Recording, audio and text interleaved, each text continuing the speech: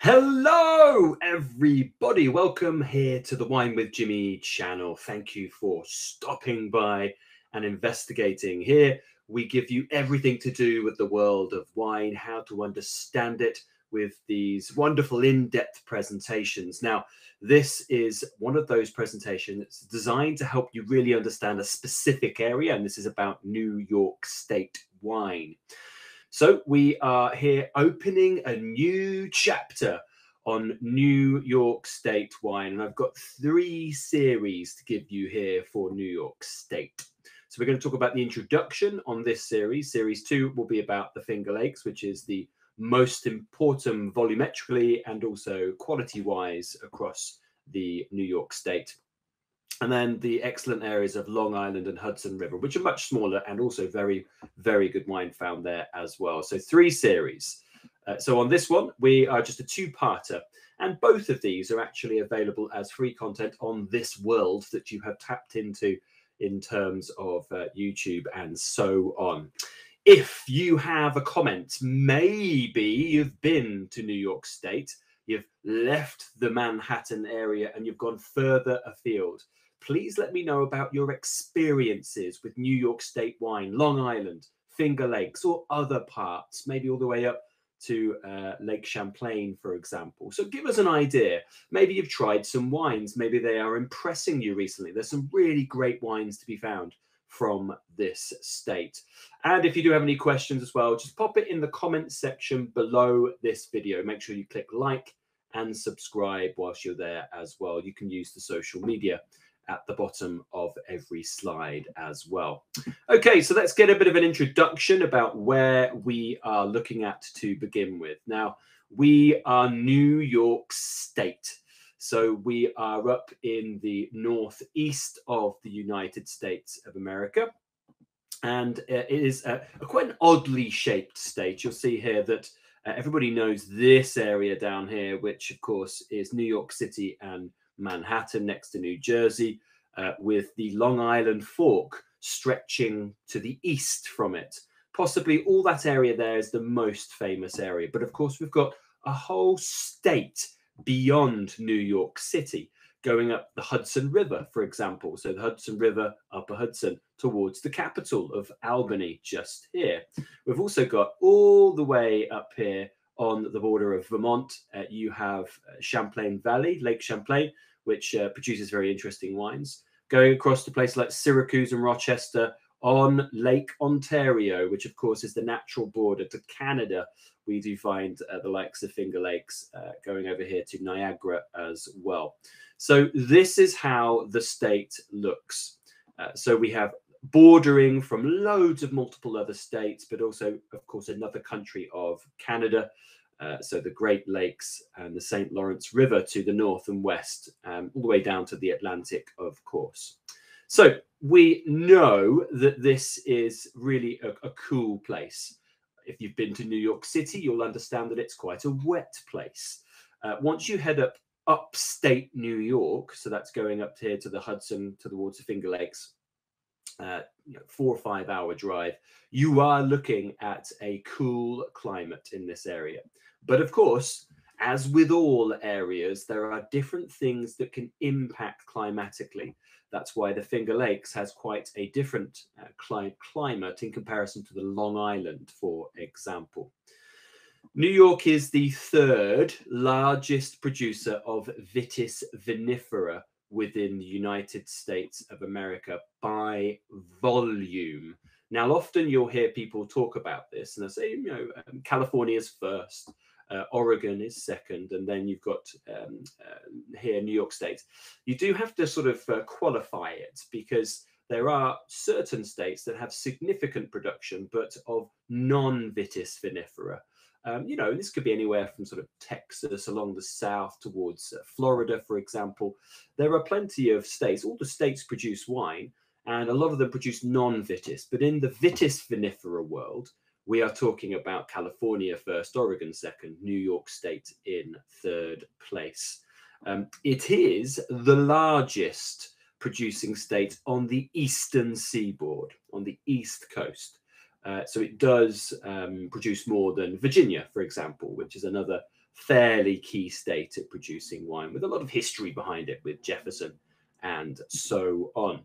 So that's a bit of an introduction for you, but we're going to get stuck into the history now. Of course, on future series, we're going to talk about climate, topography, geology, grape varieties, wine producers. But here we're going to talk about the history, how this area came to be. So initially, in terms of viticulture, we have, of course, an influx of European settlers. Now, of course, beforehand, we have indigenous populations living across most of the Americas and sometimes tending to vines, but not commercially. We suddenly have an influx of European settlers, and in this area, majorly the Dutch and the French, and of course the English as well. Now, the Dutch and the French are the settlers that land in this area. First of all, the Dutch around Manhattan, and of course they bring vines with them. If you know anything about the Dutch Empire at that time and the expansion of the Dutch Empire, huge merchant fleet and dealing with a lot of vines. Of course, they're helping France through a lot of production of wine in places like Bordeaux and the Loire and other parts of northern France. So they bring European vines to this area to replicate their productions that they are helping with in Europe. However, lots of problems would happen, and the vines succumb to disease and the harsh winters and typically die. So coastal areas, typically lots of disease. And eventually phylloxera, of course, which at that time we did not understand existed, but of course would have played havoc with eating rootstocks and those vines dying. Inland, of course, you've got more continentality, where you get these exceptionally harsh winters, which can go very low in temperature. The Vitis vinifera vine, of which there are many different types of, generally doesn't like too bitterly cold. There are certain types like Riesling that can survive very cold conditions, but generally speaking, a lot of the vines they planted, of course, perished. If they survived the summer months, they would tend to perish during the very bitterly cold winter months. So a failure, therefore, at grape growing. The French Huguenots are worth also a mention right here, fleeing the persecution of the Sun King, Louis XIV, and of course, spreading their wings everywhere across the world, the emerging new world. Many French Huguenots, for example, headed down to places like South Africa. Many stayed within Europe, but many went to South Africa, of course, where they started a real burgeoning wine industry, but across here to the United States as well, or the Americas anyway, at that time. And of course, they would bring French grapes and Vitis vinifera with them. But once again, the disease or climate put pain to this initial establishment of viticulture. So the settlers, of course, wanted some wine. They wanted some grape juice. They wanted some wine. So they decided to settle on the native cultivars instead, which were still surviving and thriving because they had evolved to really deal with the disease and climate of this continent. So, of course, there was an initial attempt at Vitis vinifera, but then really just a focus on the indigenous. Now, in our area here, we're going into now the early 19th century. So we're, of course, talking about 200 or 300 years of unsuccessful plantation of Vitis vinifera along the eastern seaboard. And then we have some wineries springing up, but of course, focusing on these native indigenous varieties. In 1827, we have the first commercial winery in the Hudson Valley, and that's being planted at Croton Point, which I've mentioned there on your slide. A gentleman called Richard Underhill establishes the first commercial winery and vineyard, and this is planting native grape varieties as aforementioned because they will survive. So things like Isabella and Catawba, for example. Then in 1829, the first vineyard is planted in the Finger Lakes around the town of Hammondsport, which is the Cuca Lake area. So that wonderful lake, which is kind of shaped like a Y, and it's planted there. And our firsts are being being established in that area. So that's your 1820s. Then we go into the 1830s. We have the Brotherhood Winery, which actually was initially called the Washingtonville Winery, changed its name in the 1870s, and it has stayed as such ever since. This is the longest continuously running winery in America, and it still produces wine today. So that's the first vintage, 1939, of the Brotherhood Winery. Of course, I have mentioned this in my previous American presentations, certainly North American presentations. You have, of course, Prohibition, which generally starts around 1990s. There are other areas where it starts a little bit earlier. But of the 2,500 wineries that the United States had listed in 1919, only probably about 100 made it through the average 14 years of Prohibition. The companies that managed to survive this very, very turbulent time focused on profitability and, of course, survival through working through the use of native varieties and eventually hybrids, varieties that would succeed. They were consistent and they were cheap to manage. Of course, that's the focus during this very, very difficult time. So this also started to instill, remember, they had 200 or 300 years of vitis vinifera not working. And then, of course, the need to focus on something easier during these turbulent times. And of course, this really puts vitis vinifera to the back of the mind of most producers up here, and often for the thought process that, of course, it's just not going to succeed. So, of course, there are lots of stories you'll hear about this, certainly on the Californian side, on the Western seaboard, about certain wineries surviving because wine was declared as sacramental purpose or maybe even medicinal purpose. But one thing is a fact, is that we lost a huge amount of wineries during that time because of Prohibition, the ban of the production of alcohol.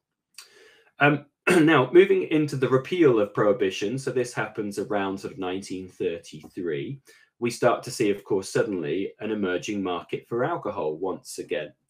The Veuve Clicquot winemaker, Charles Fournier, a label here of his, introduces more of a collection of hybrids to New York at this time. And this is quite an important feat because it brings a mixture of good quality vitis vinifera with the winter and disease hardiness of the native varieties. Of course, then these start to, of course, become quite successful. The big critique of just individual native varieties of the past is that the quality produced from those is generally quite low. Not always today, but certainly in those days it was considered very low, with lots of very negative critique coming out of certainly European, but also American journalists and winemakers at that time. So we start to see a bit of an evolution in the wine industry, moving from the native varieties to more hybrids at that time. Then we come to probably the most important time for really moving into the modern industry. And this is centered majorly around the Finger Lakes, but this is the story of a Ukrainian, Dr. Konstantin Frank, exceptionally important for American wine history as a whole, but of course really pinpointed and focused here in New York State. So Konstantin Frank, Dr. Konstantin Frank, was forced to flee at that time the Soviet Ukraine after impressing initially in the rebuild of Germany. So he moved from Ukraine to other parts of Europe for safety, moved to Bavaria for a part, and then Germany was rebuilding after the collapse of the Nazis and the Third Reich during the Second World War. This rebuild, he was very much a part of the agricultural and viticultural rebuild of Germany at that time. And in fact, he was really enjoying it.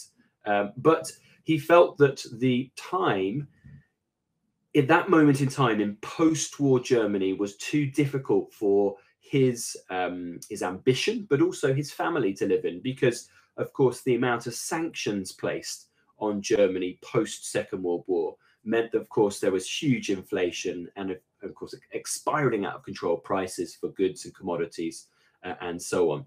So eventually, with his connection, he had a connection through agriculture to Americas, and hearing a lot of positivity about this wonderful, strong market, of course, one of the successors of the Second World War, he decided to move to New York State. He moved himself and his family to New York State. He arrived in 1951 and really very successful in Ukraine initially. In the Ukraine, he was a technical director of a large agricultural station. But of course, this didn't really wash so well. He was a doctor. This did not wash so well in the United States because he really was fleeing Europe at that time with his family. And he arrives in New York City, where they need to make ends meet. And he actually, with no English, very little money, and no professional contacts, had to actually work. And he worked as a pot washer in a number of restaurants at that time, a dishwasher. But he traveled up to Geneva, where he had heard a lot of promising things about, a lot of interesting things. And in Geneva is kind of the spiritual hub of the Finger Lakes, an important city lying at the north part of Seneca Lake. And he travels here to actually visit the Geneva Experimental Station, where he is shown around because he's very interested in this. And with lots of German translation at that time, he could not speak English. He actually apparently spoke 9 languages, but not English. And with lots of translation, with a lot of scientists there who actually did speak German, he was able to, share ideas and talk about it. But unfortunately, he couldn't actually gain a job at the research experimental station because they were fully staffed. And he was only really had one opportunity at that point. There was a grant being offered for a role at a nursery, an agricultural nursery, which eventually he had to take. It wasn't what he wanted, but it's what he needed to do at that time. And he works within this nursery mainly for apple and orchards and plantations along other fruits, but of course grapevines as well. He's got excellent skills, by the way, from the Ukraine at actually dealing with grapevines in very cold environments. Bearing in mind, here in New York State at this time, there had been hundreds of years of unsuccessful attempts to put Vitis vinifera into the ground. He comes along and he says it's possible, but people ridicule him for this initially. But eventually he gets snapped up by Charles Fournier, who I mentioned earlier, and he becomes the director of vineyard research for the winery called Gold Seal in 1954. So this has all happened really in 2 or 3 years, which is absolutely impressive. And then even more impressive, he lives in Geneva. So of course he moves his family to Geneva. So, fairly far today, about 4 or 5 hours, but probably about 7 or 8 hours on a bus back then. And he, of course, tries to change people's opinions about the validity of Vitis vinifera in this area. He knew it would be possible from the grafting techniques that he had adapted in places like the Ukraine, for example. As I mentioned, he was ridiculed. So he did it on his own. So in 1958, after a successful stint with Gold Seal, who is still consulted for, he bought a plot of land. He bought 118 acres for $6,000. And that was on the west side of Keuka Lake, of course, very important where they are still based today. And that's about 6 miles from Hammondsport, which, of course, was important as one of the initial places planted to vine here in the Finger Lakes. He eventually releases his first vintage of 1962, which is a Trockenbeeren Auslese Riesling made from botrytized grapes. At that age, he was only 63, or he was 63, but he'd only been in the US for 11 years at that point, and he just became the previous year a US citizen. So quite amazing that in 11 years, when he had arrived really as a migrant with no ability to speak English, he arrives in New York State, and in 11 years, he's buying 118 acres of land and, of course, planting to vine and making wine. Fantastic. Really pivotal moment in the Eastern Seaboard's production of wine, because then everyone suddenly realized that you can produce Vitis vinifera on this side, and it's changed everything. Of course, there's been a big emergence since then. So in the 1960s, we have an emergence. Of course, we have that from Dr. Konstantin Frank, who starts to produce a series of consistent and very well-made wines. But then the likes of Hermann J. Wiemer as well, very important winery, focusing hugely on Riesling and Cabernet Franc.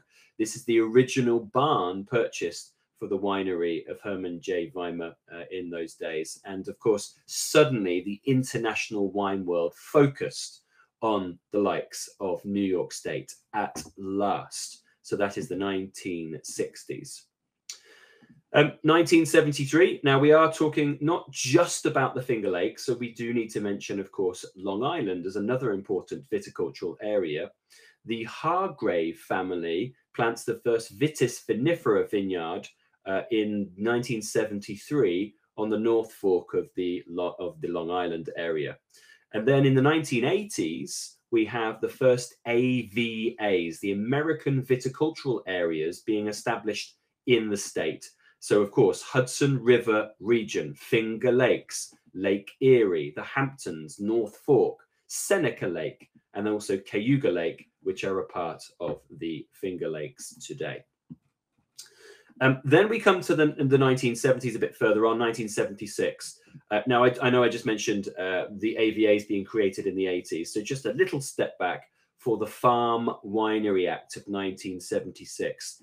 Now, this was a very important bill because it allowed grape growers to open wineries and sell direct to the public.